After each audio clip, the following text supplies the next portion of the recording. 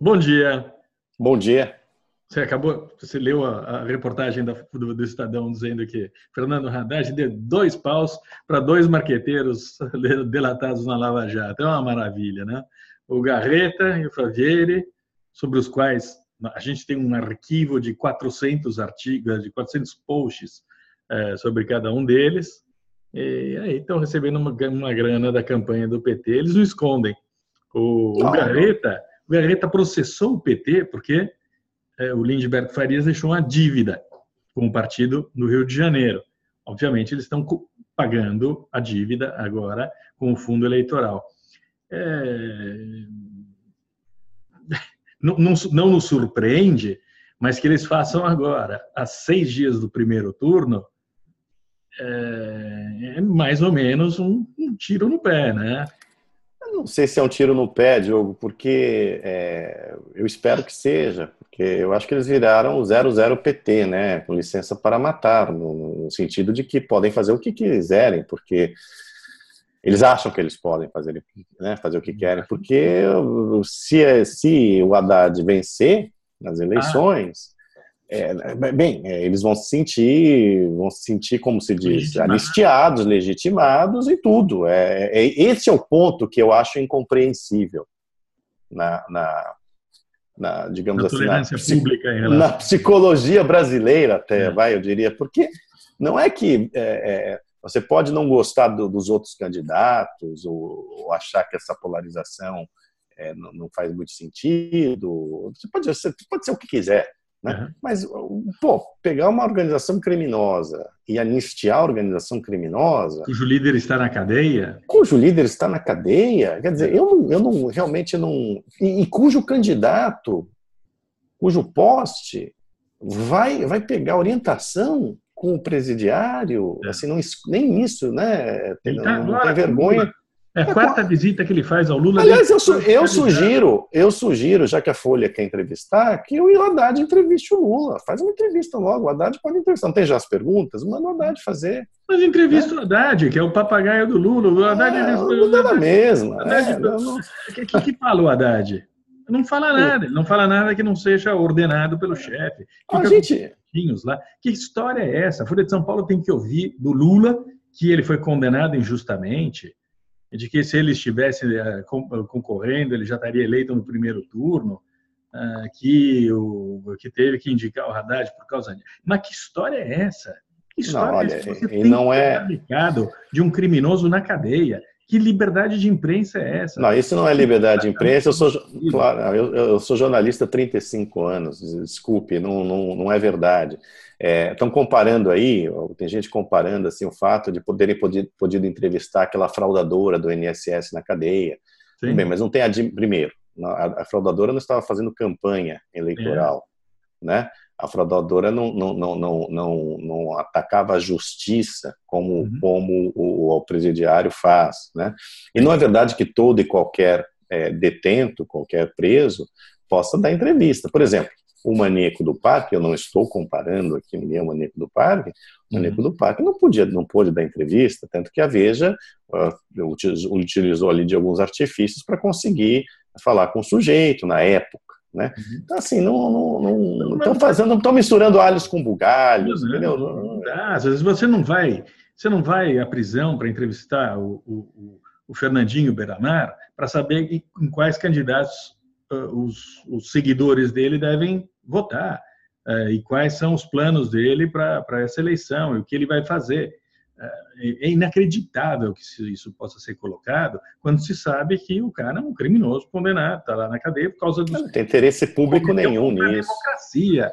Claro. Você vai lá para entrevistar esse sujeito, ele fala que ele não quer o indulto, todo esse papo furado, todas essas mentiras. O Lula tem que responder a um inquérito, ele tem que responder ao juiz, ele tem que responder à polícia, às autoridades, ele não tem que responder ao jornal, a Mônica Bergamo.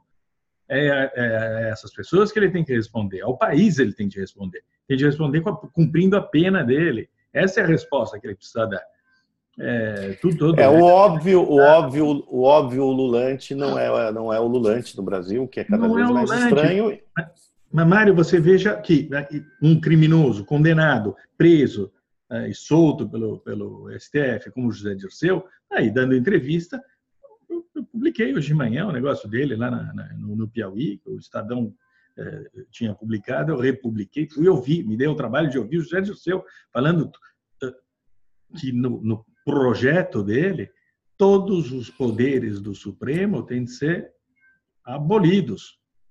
Que o judiciário não é um poder, porque o único poder que existe é aquele plebiscitário do sufrágio universal. Você vai lá e você faz o que quiser. Você é eleito, você não tem justiça. Essa é a tese do PT.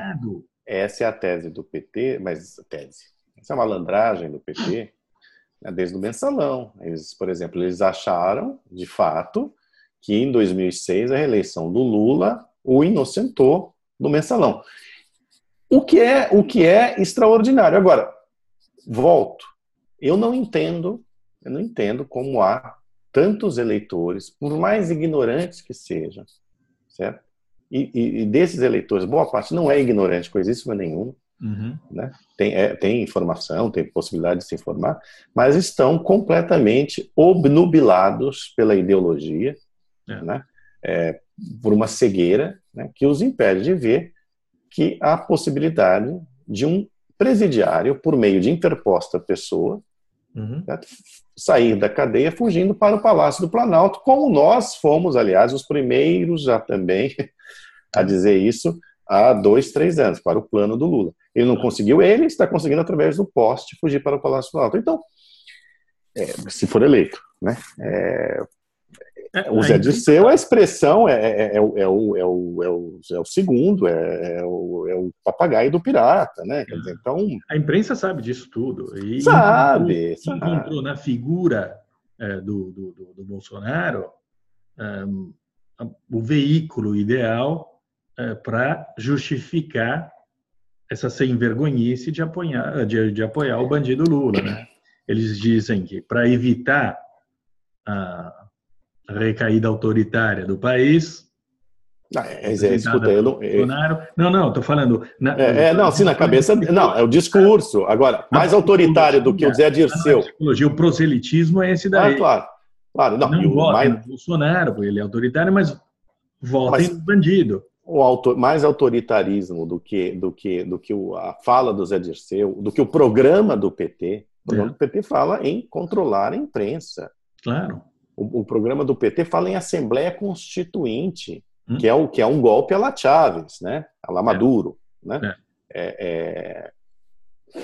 Então, agora, quando do outro lado tem o general lá, o Mourão, que fala lá aquelas bobagens dele, pronto, vira um escarcéu. Do lado do PT, quando é o Zé Dirceu falando essas enormidades, e a gente sabe que eles têm capacidade de articulação para levar a cabo algumas dessas enormidades, porque é importante que as pessoas entendam, não tem essa de Lulinha, paz e amor.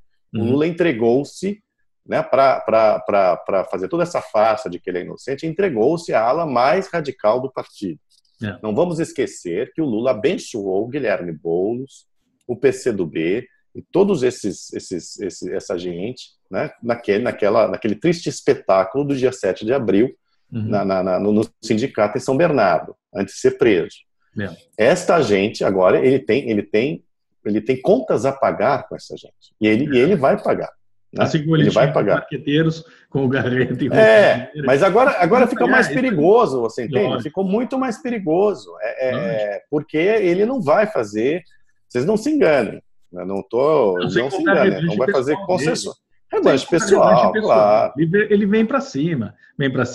Gente, vai para cima dos procuradores da Lava Jato, vai para cima do Moro, dos desembargadores do RF4. Não há dúvida sobre isso. E como o senhor deixou muito claro, vão para cima também do STF, da ala do STF que não se vendeu e que não faz parte da corja deles. Eles vão para cima. Vão para cima. Nós sabemos. Vão para cima. Vão para cima. Espera-se que eles sejam derrotados no segundo turno. A eleição está aí na bica. A gente teve mais uma pesquisa hoje, que bate mais ou menos com a nossa, em geral. Essa pesquisa do BTG, feita pela FSB. Os números se assemelham aos nossos números. Vamos ver como sai o nosso na sexta-feira. A Cruzoé sai, a pesquisa da Cruzoé sai na sexta-feira, né? É. Vamos ver. A expectativa das pessoas com quem eu converso, que seguem os movimentos, que tem, obviamente, o mercado financeiro está apavorado com a possibilidade, a perspectiva de uma eleição do PT e do Fernando Haddad, por mais que os jornais tentem emplacar essa balela de que o mercado confia no pragmatismo do Fernando Haddad, não confia coisíssima nenhuma, eles estão desesperados, os caras do mercado, e estão controlando a temperatura para ver para onde vai esse troço, né? E para saber se eles têm que tirar o dinheiro todo e mandar para fora ou não. E, aparentemente, apesar do fim de semana, dos movimentos, ele não, o cacete A4, o Bolsonaro recuperou, inclusive, uns pontinhos. Agora ele saiu da cadeia, saiu do hospital, cadeia o outro, saiu do hospital, retoma a campanha, espera-se. O Cláudio deu ontem que ele já contratou uma produtora de Campinas para fazer toda a propaganda eleitoral do segundo turno. Quer dizer, ele sabe que não vai ganhar no primeiro turno, já contratou uma produtora para o segundo turno, está tentando, espera-se, profissionalizar essa campanha. Isso é necessário, senão ele não ganha. Porque, de fato, do lado do Bolsonaro, só batem a cabeça o tempo inteiro. Isso tudo os levou até aqui, né? Isso é fato. Todo o amadorismo também mostra uma certa autenticidade, né? Eu acho que isso foi uma escolha dele, né? Mas a partir de agora, eu acho que é preciso dosar, se ele quer ir adiante, né? Ele precisa dosar isso, né? Dosar com um certo profissionalismo. Haverá o debate na Globo na quinta-feira. Sim. Não se sabe ainda se ele irá ou não, né?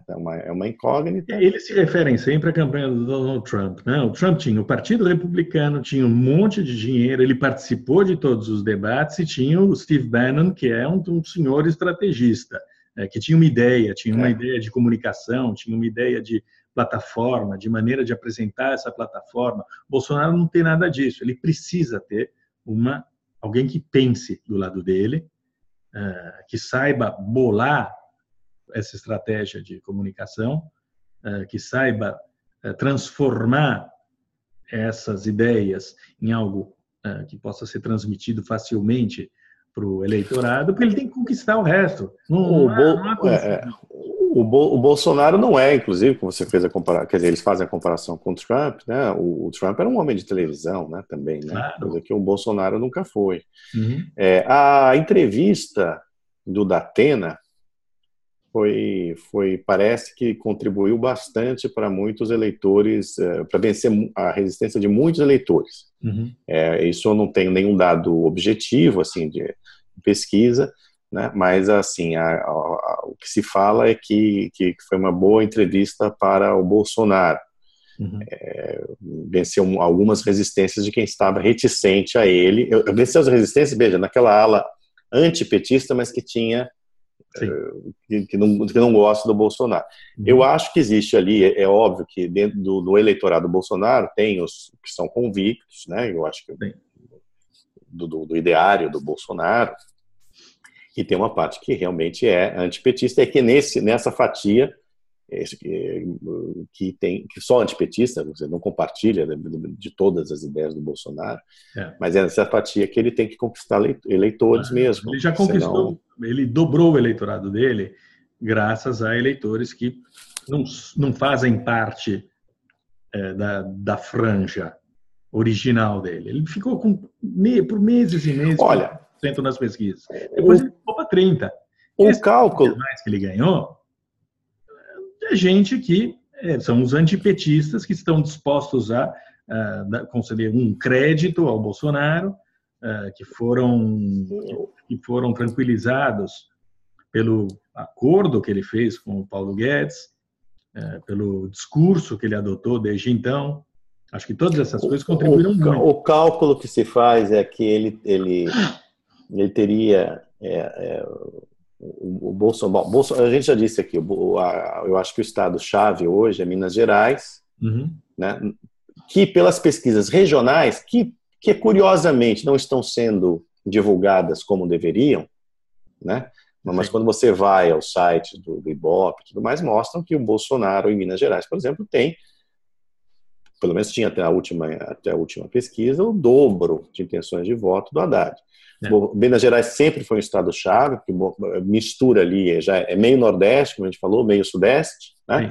Na eleição da Dilma, foi determinante para a vitória da Dilma, tudo bem, podem falar que foi fraude, mas o fato é que a coisa foi decidida em Minas Gerais. Né? Então, se o Bolsonaro ganha no Sul bem, ganha em São Paulo bem, ganha no Rio bem, se ganhar bem em Minas Gerais e também no Centro-Oeste, dificulta muito o servicinho para o Haddad. Eu não sei em São Paulo, eu acho que ele vai ter uma votação muito grande, né? Mas ainda... O Datafolha, por exemplo, hoje está escrito que no segundo turno, na cidade de São Paulo, eu não acredito nesse número, mas na cidade de São Paulo, o Haddad teria 45% e ele 35%. Pois é, eu não sei se veja, eu ia justamente falar disso. Pode ser um número errado. No entanto, o que contribui para o Haddad aqui? Contribuiria, não sei.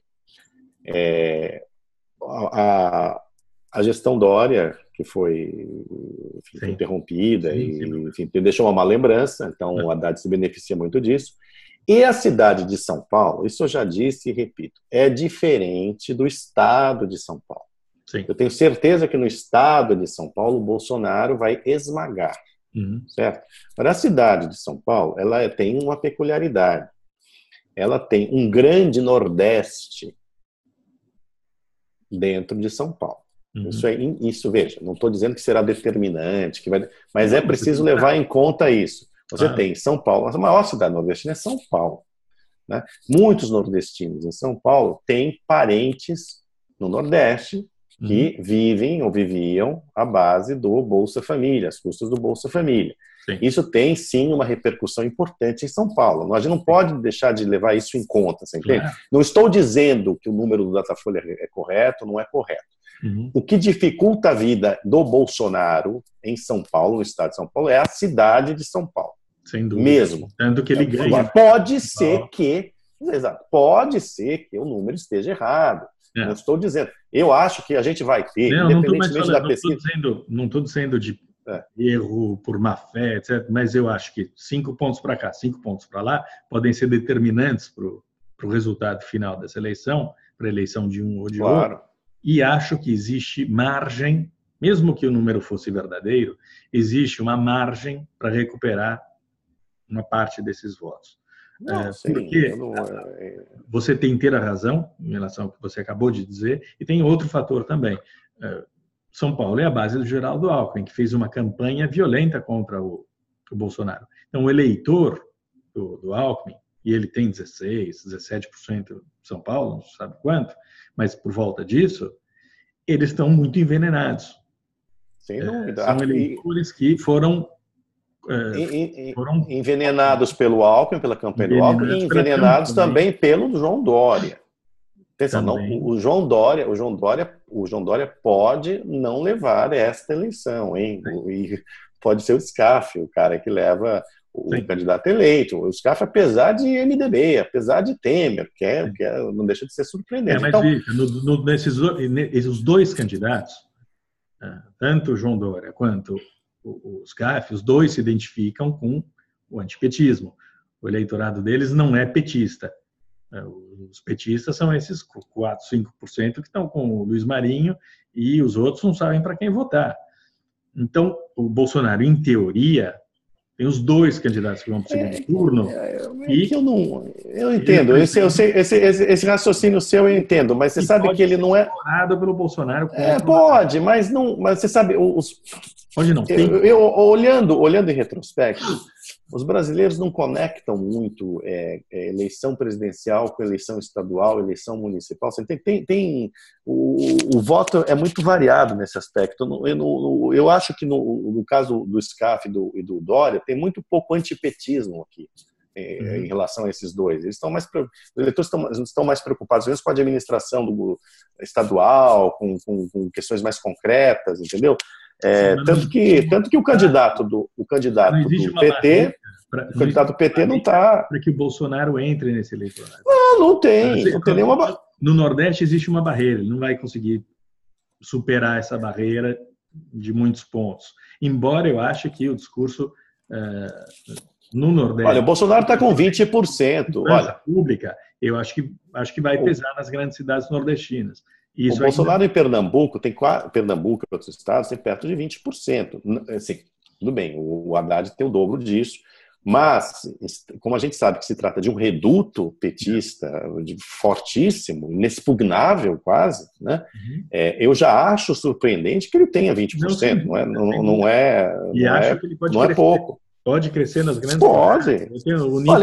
O nível de homicídios, a taxa de homicídios no Nordeste... Eu acho que ainda tem muito voto envergonhado pro Bolsonaro. Eu não sei avaliar. Eu acho que as pessoas com quem eu converso, todas elas dizem, não, havia voto envergonhado, deixou de haver. Agora, com esses movimentos todos, ele não, o cacete A4, é óbvio que aumentou de novo o número de votos envergonhados. Porque existe uma pressão da mídia, e a imprensa, em particular, está fazendo uma campanha violenta contra o Bolsonaro, né? Isso é fato. Impossível não dizer. Você não precisa ser bolsonarista para constatar isso, é óbvio. Não. A imprensa estão numa campanha tem esse fator que é um fator que vem sendo constante nas eleições brasileiras, né? Que é esse voto que muda no último momento mesmo, seja porque o envergonhado deixa de ter vergonha ali quando está na urna, seja porque ele muda mesmo. Tem um contingente, não esqueçamos, os brasileiros são pouco politizados, pouco informados, né? Muito impulsivos, muito impressionistas, muitas vezes, por um lado ou por outro, aqui não estou julgando, falta de fato educação política no Brasil, no sentido de moral e cívica até, né? E ali na urna o sujeito vai disposto a votar num e vota no outro. E você não sabe muito bem explicar. Isso é um fator relevante nas eleições brasileiras. E muitas vezes os institutos de pesquisa, que é impossível pegar, não conseguem pegar esse troço. Agora, o estranho é pesquisa depois, né, também de boca de urna, né, quando muitas vezes não bate com o resultado final. Mas aí também eu não vou entrar nesse mérito agora. Vamos ver, eu acho que vai ser um suspense até o final. Vai ser um suspense até o final. Pode ser que, de fato, os bolsonaristas, seja para além da campanha, né, dessa história de vamos vencer no primeiro turno, não sei o que, pode ser que aconteça, não sei. Olha, cara, ele está nessa pesquisa aí do BTG, entre os votos válidos, ele está com 35%. Olha, e o outro lá, o Haddad, está com quanto? 24%, né? 27%. Então, 27%. É uma diferença de 8 pontos. 35%, para ele fazer 51%, faltam 16%. É voto para burro. Agora, mas quando você soma, isso eu não estou falando de primeiro turno, mas de segundo turno, você soma 12% de votos válidos do Alckmin, 5% do João Amoedo, tem 17% aí, sem contar os do Álvaro Dias, e no Paraná vão para o Bolsonaro. Os do Henrique Meirelles tem 2%, que sei lá, mas é voto que pode definir uma eleição. Eu acho que boa parte já vai no primeiro turno, tanto para um lado quanto para o outro. É bastante possível que boa parte tem impressão, já vá no primeiro turno. Se for no primeiro turno, ele bate na trave. Se metade disso for para ele no primeiro turno, ele bate na trave. Mas, de qualquer maneira, ele tem é possível vislumbrar um caminho para que ele derrote o PT no segundo turno. Não, esse papo dos bolsonaristas também de ter que ganhar no primeiro turno é um sinal de fraqueza. Na verdade, eles tinham que estar construindo algumas zonas de contato com essas candidaturas de centro que vão permitir uma vitória no segundo turno, vão melhorar o governo, porque existe gente preparada.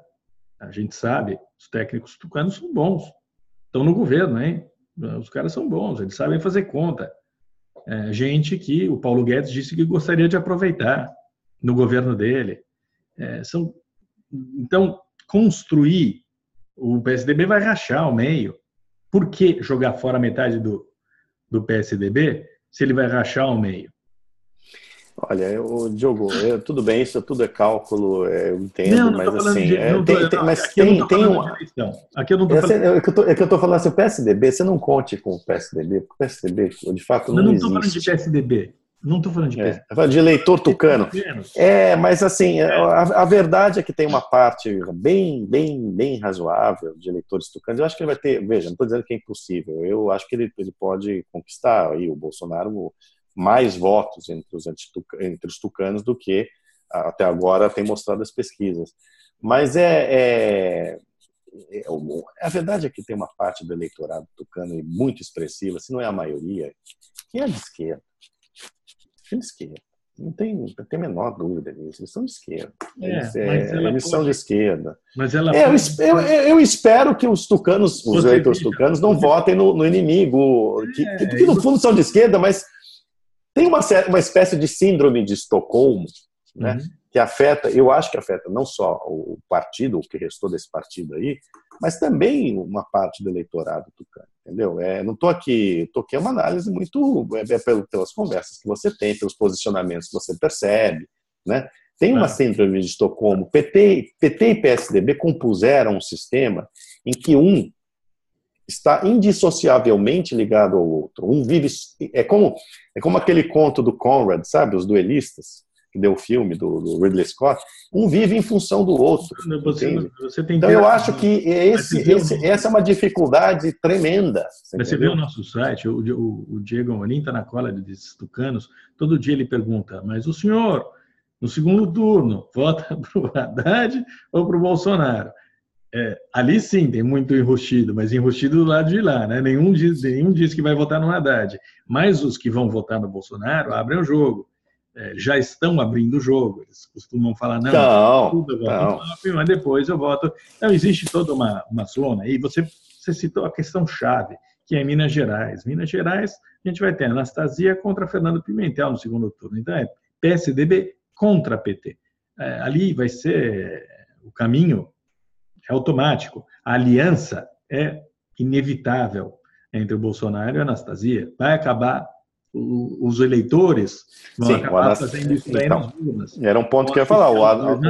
O Anastasia acabou sendo, apesar de todas as denúncias contra o Aécio, todos os fatos contra o Aécio rendidos pela Lava Jato, a Anastasia conseguiu, aparentemente, né, pelas pesquisas, está conseguindo superar toda essa má fama, né? Do PSDB. Vai cair no colo dele, né? Só sobrou ele, então.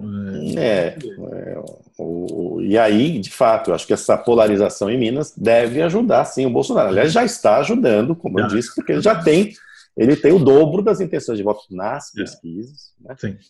Do que o Haddad. Então, vamos ver. Hoje o jogo está sendo jogado. Ainda. Então agora é uma sucessão, né? Tem pesquisa. Eu acredito na nossa mais do que em qualquer outra. A nossa tem dado certo, né? Tem mostrado assim, eu acho que tem mostrado um caminho mais razoável. É plausível a nossa. É plausível. Leio e falo, isso daqui tem uma lógica. Muitas outras eu vejo e digo, não, está errado. Agora, é interessante essa pesquisa da USP, né? Que foi feita, que é a USP, hein, gente? Universidade de São Paulo, né? Que é um centro direitista, né? Não, eles foram lá e pesquisaram quem estava anteontem, né? Na manifestação pelo Ele Não, né? Convocado pelas mulheres. Fizeram 470 entrevistas. Quer Pois dizer, num universo grande, a margem de erro é idêntica das pesquisas, de 2% para cima ou para baixo. Aquilo foi manifestação, não foi uma manifestação, foi uma manifestação partidária, né, gente? Partidária. Não vamos ser idiotas, 75% né? se declaram de esquerda. De esquerda ou de centro-esquerda. Esquerda, 80%. E antipetismo, nenhuma delas manifesta o menor traço de antipetismo, 75% delas, olha, de jeito nenhum. 35% de PSOL, 36%. PSOL, quer dizer, então, isso eu acho que é o dado mais relevante, claro, porque se você for a uma manifestação pró-Bolsonaro, evidentemente que ali não tem também ninguém de esquerda, né? Não. Agora, mas não tem gente ligada a partido, isso que eu quero dizer, não se declaram PSL, né? Até porque o PSL não existe. Não, mas o comício do Bolsonaro não tenta atrair uma plateia multipartidária, transversal, como essa daí que foi, ela foi vendida à imprensa, ou a imprensa comprou dessa maneira, né? Falou, não, movimento apartidário. Não, a imprensa não comprou nada, a imprensa sabia exatamente do que se tratava, porque a gente sabe que as redações não tem idiota a esse nível, né? Tem muito idiota, mas a esse nível não. Acaba contando contra ele.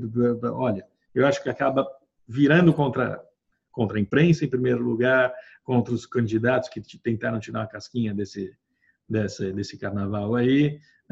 Acho que foi bom para o Bolsonaro, na verdade, mas essa pesquisa da USP, como você disse, deixa muito transparente o perfil que se reuniu ali no Largo da Batata, né? Aliás, por falar em multidão, vamos agradecer aqui a audiência do Antagonista no mês passado, né? Nós tivemos 12 milhões de visitantes únicos, segundo o Google, né? Então é um número, não é nosso número, né, que a gente tirou da cartola.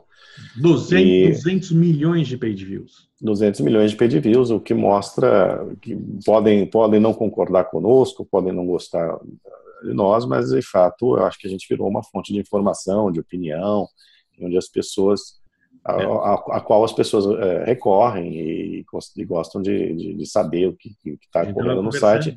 12 milhões de pessoas, isso é 10% do eleitorado brasileiro. 10% do eleitorado brasileiro. Passou pelo Antagonista ao longo do mês.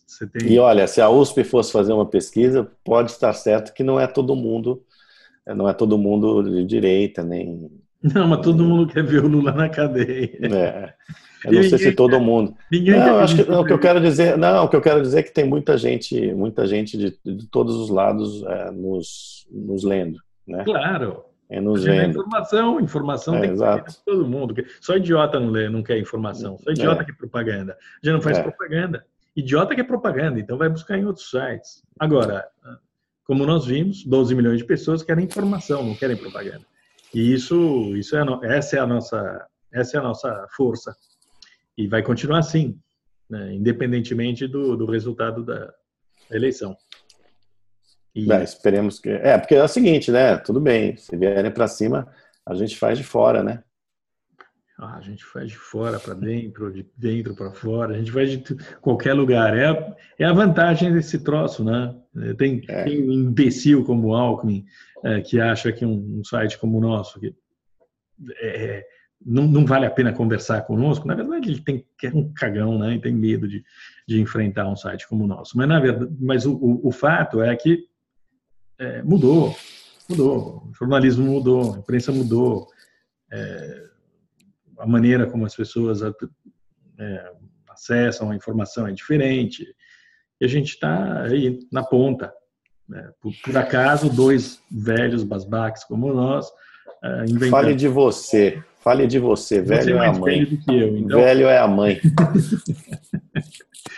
Esses dois velhos basbaques conseguiram inventar um treco que chega às pessoas e traz notícia, traz informação. E a Cruzoé é um achado. A luta continua. Chega de propaganda, vai. Tá enchendo meu saco essa propaganda. Parece propaganda eleitoral. É tão grande. Porque é estranho. O meu também. Mas enfim.